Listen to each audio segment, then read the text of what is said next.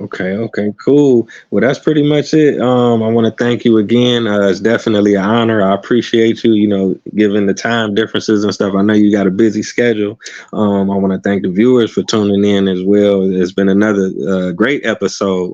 So until next time, Taye Speaks. Peace. Oh yeah. Let me ask you one quick question. Okay, cool, 'Cause cool. I was watching your videos. Is any of your videos, do you tell your story of like why you've traveled around the world and what you do and everything? I have in like other interviews, but not on my page exactly. But people ask me little questions and stuff, which I don't mind, if they have a specific question. But yeah, maybe I need to just do an episode. Can you just answer for me in just a few minutes? Like, how have you traveled around the world? Has it been for your outside of work or with work, or what do you do? Oh, you saying you asking me how did I even get into it? Or no, I don't know what your line of work is. Like, are you a producer as well? Or do you do like Oh, okay. Let me see. Okay, if you got a couple seconds, I'll tell you. So when I was little, my mom, she used to drive the Greyhound bus. So she would take me and my sister, the different. Well, I'm from Cleveland, Ohio. So she would take us to like Detroit or Chicago or Cincinnati, somewhere within driving distance. We'll ride on the bus with her. Then when I got older myself, I started going out of town with my friends and we would do hip hop. We'd make albums and song mixtapes, and then we'd drive to like maybe Kentucky or Indiana or even Tennessee, 6 to 12 hours. And then in 2010, that's when I got my passport. So up until that point, I was like afraid to get on planes. So I wanted to see more places, but I couldn't drive that far. You know what I'm saying?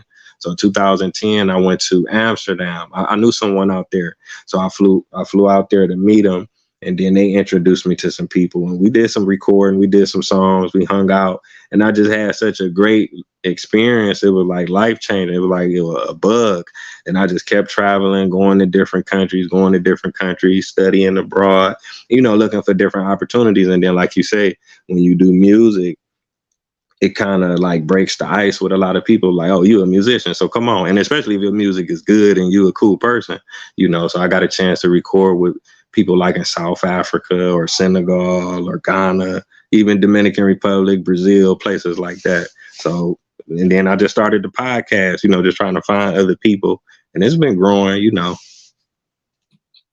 And when you're living in South Africa, are you doing music full time or do you have another job as well? Not full time, because I guess I'm still like underground, I guess. So not full time. So like as far as like people ask me, well, how do you pay your bills? Like when you're traveling like that. So a lot of times in places like Africa or South America, the cost of living is a lot lower. So say I might get a place for $300 a month, that I might could go out to eat every month. So my expenses for the month might be between $500 or less. So I invested when I was younger. I invested in like rental properties. So I buy a house, fix it up, put somebody in there. And that way I could still get at least like 500, $700 on the first of the month. Then I buy another house, fix it up, rent it out, doing things like that. So the money could come in and I wouldn't be necessarily have pressure to be like, oh, I got to make some money or they're going to throw me out of here. I can at least pay my rent for the month and then eat good. You know what I'm saying? Because the price of food, especially now in America, is like real expensive. Like you almost gotta get another job just to eat good. You know what I'm saying? Which part of America you live in now? I'm down south right now. I'm in Tennessee. Oh, okay. And are Yeah. you considering living abroad again?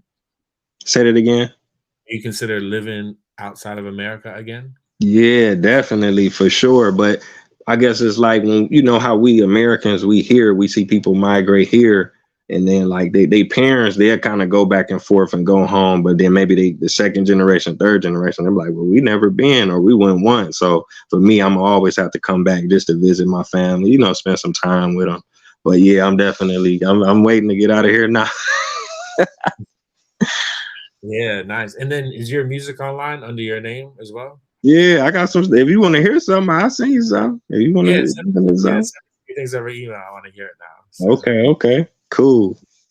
cool. Well, man, I appreciate it. Thanks for telling a little bit of your story. That's really good to hear, and that's amazing you've been able to travel that much. Like, yeah, you're right. Once you do it a couple times, it's a bug, and that's all you want to do. And Americans don't understand it's so much cheaper. Not everywhere, but a lot of countries. It's pretty amazing to have that experience of having your finances stretch way more broad than they would in America. So Yeah. So it's even if you just visit, you don't have to necessarily move, right. because we do have benefits as an American, make you appreciate stuff too, because the places I go, the people, they can't live like that all the time. So I have a advantage over them by me being I guess a immigrant, I guess, I don't know, or a visitor or a tourist, like you say. So. And how did you find out about me initially? Like, how did you even think to interview me? Like, well, how did I come across your radar? Oh, okay. Yeah, I think I was listening to it was Wale's mixtape. It was like one of the older ones, I think, for Lauren. And then Yeah, did you do something on there? yeah, I did one of those. Yeah, I was digging the beat, so I'm like, let me check out and see if I could find you and stuff like that. Because you worked with a lot of people, like you said, that I know of. But sometimes the producers, they don't. It's equally just as much their song as the rapper, but they don't get you know what I'm saying, the recognition. A lot of times. Yeah, I sampled a live D'Angelo track for that beat for that mixtape. Yeah, that was nice. Yeah, cool. Well, appreciate you, man. Thanks so much. Oh yeah, no doubt. Now I send you that stuff. Take care and be safe out there. All right, cool. All right. All right, peace.